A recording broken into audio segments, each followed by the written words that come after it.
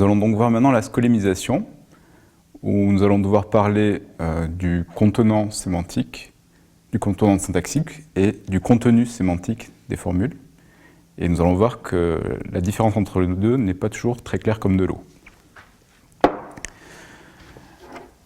Donc nous avons vu comment passer d'une formule arbitraire à une clause en rajoutant des symboles qui vont instancier les choix qui sont faits pour satisfaire les formules, les fonctions de choix ou les constantes de choix. Donc nous allons essayer maintenant de formaliser cette notion-là, qui est ce qu'on appelle la schémisation d'une formule. Donc je vais supposer que je travaille avec une signature F sur une F algèbre, et puis un ensemble de prédicats P. Donc j'ai des FP formules. Et notre but, donc, ça va être de définir la formule SK de phi, si phi est une formule, sachant que ce SK de phi ne va plus être une FP formule si phi était une formule, puisque j'ai rajouté des symboles de fonction. Donc ça va être une F bar P formule, et F bar, ça va être égal à F, mes symboles de fonction que j'avais auparavant, et puis pour chaque formule phi, je vais avoir un symbole f phi, et puis aussi je vais prendre une autre information, c'est le x, une variable particulière de la formule, où phi est une fp formule, et x est une variable. D'accord? Donc ça, c'est mon ensemble f bar de symboles de fonction, et c'est celui-là que je vais utiliser pour définir la forme schémisée. Donc maintenant, la forme schémisée de formule phi, je vais la définir par induction sur la formule phi. Donc la schémisée d'une formule atomique, ça va être cette formule atomique. La schémisée, alors je vais y aller de manière un peu provocative, mais une négation, c'est la négation de la schémisée. La schémisée de quel que soit x phi, c'est quel que soit x phi.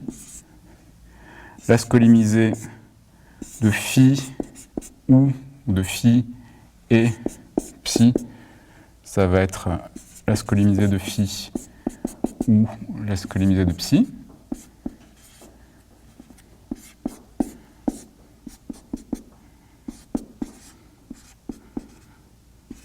Ok. Et il me reste le cas de l'existentiel, qui est celui où se passe vraiment quelque chose. Et la schémisée de il existe x phi, ça va être la schémisée de phi dans lequel je vais remplacer chaque x par f phi x de y, où y, c'est les variables libres de phi, dont j'ai retiré la variable x. D'accord? Donc je vais faire un exemple nouveau. Je vais supposer que sur la théorie des groupes, je veux montrer par l'absurde que du moment que j'ai un neutre à gauche, j'ai un neutre à droite. Dans ce cas-là, je vais rajouter une formule ici qui me dit je n'ai pas de neutre à droite, je n'ai pas d'inverse. Alors, pardon, là on avait l'inverse à droite, je n'ai pas d'inverse à gauche. Et je vais montrer, et mon but c'est d'arriver à construire un ensemble de clauses qui sera contradictoire. Comme ça, j'aurais pu montrer que le fait qu'il y ait un inverse à droite implique qu'il y a un inverse à gauche. Donc qu'est-ce que c'est une formule qui dit il n'y a pas d'inverse à gauche? Donc c'est la négation de cette formule-là, plus ou moins, c'est-à-dire qu'au lieu de dire que y est l'inverse de x à droite, on va dire, y est l'inverse de x à gauche. Donc je l'écris, il existe x, quel que soit y, il existe z, y étoile x étoile z n'est pas égal à z. D'accord? Donc ça, c'est une axiomatique d'un objet mathématique qui n'existe pas, mais qui serait un groupe dans lequel j'ai des inverses à gauche, mais pas d'inverses à droite. D'accord? Alors maintenant, je fais la dernière étape, je vais rajouter la forme scolémisée de cette formule-là, et je vais appliquer la définition de forme scolémisée que j'ai donnée ici. Et donc, le premier existentiel, je vais commencer par calculer la scolémisée de la plus petite formule qui est ici. Et donc, je vais avoir le z qui va être remplacé par une fonction de x et de y. Donc, je vais avoir y étoile x étoile z.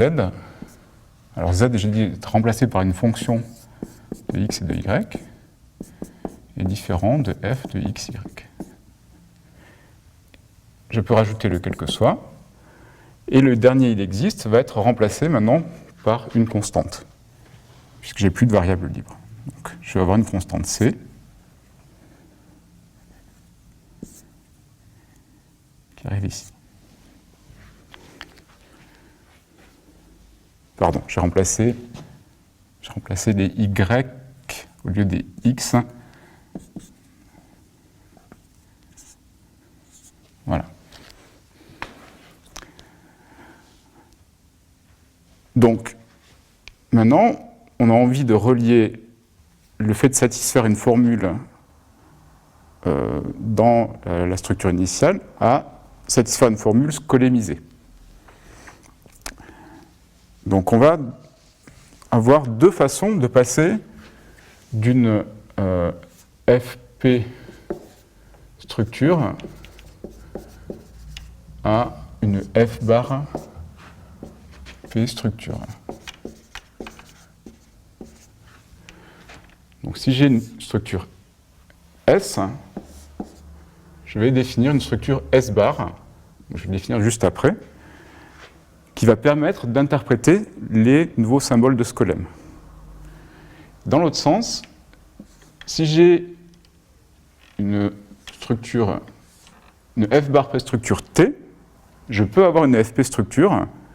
Ça, c'est assez facile, ça va être la structure dans laquelle je me restreins à l'interprétation des symboles originaux.